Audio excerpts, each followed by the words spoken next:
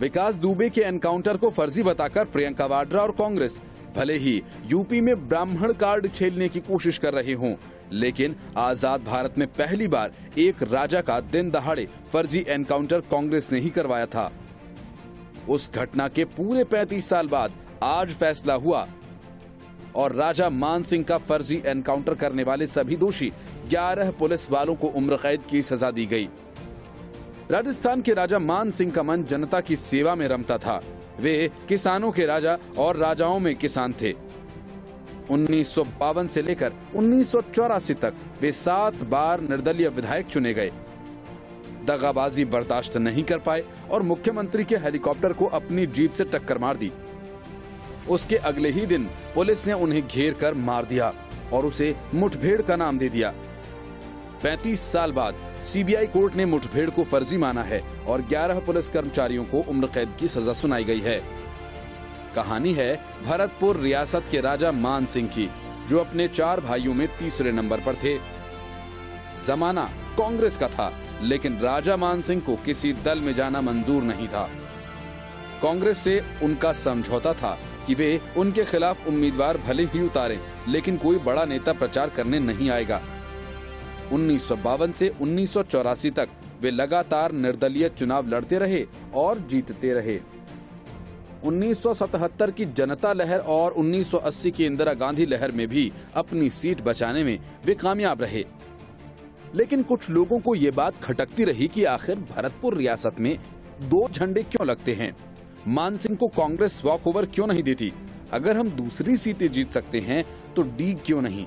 1985 में मुख्यमंत्री शिवचरण माथुर ने डीग की सीट को प्रतिष्ठा का सवाल बना लिया।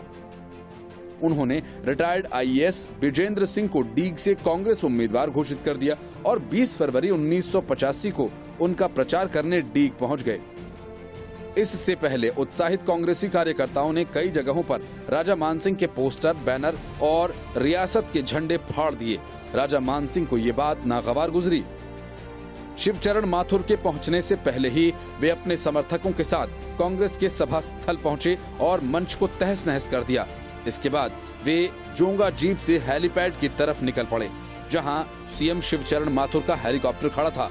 माथुर सभा स्थल की ओर निकल चुके थे और राजा मान सिंह हेलीपैड पर।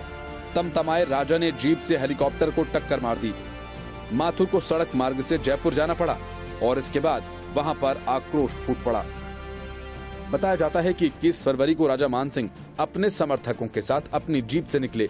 उनके चाहने वालों ने उन्हें मना किया। उन्हें बताया गया कि कांग्रेस की सरकार है और आपने सीधा मुख्यमंत्री को चुनौती दी है। कर्फ्यू भी लगा हुआ है, लेकिन राजा मान सिंह का कहना था कि उनकी रियासत में उनका कोई क्या बिगाड़ लेगा।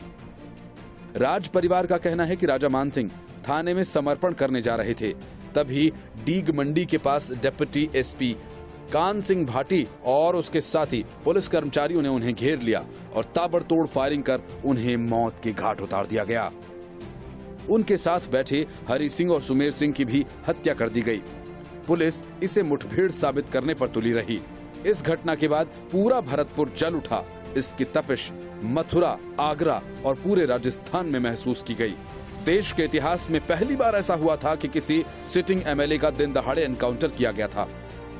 तत्कालीन मुख्यमंत्री शिवचरण माथुर पर आरोप लगे कि उनकी शह पर पुलिस ने राजा की हत्या की है। केंद्र तक ये बात पहुंची। 23 फरवरी 1985 को माथुर को इस्तीफा देना पड़ा। हीरालाल देवपुरा को सीएम बनाया गया।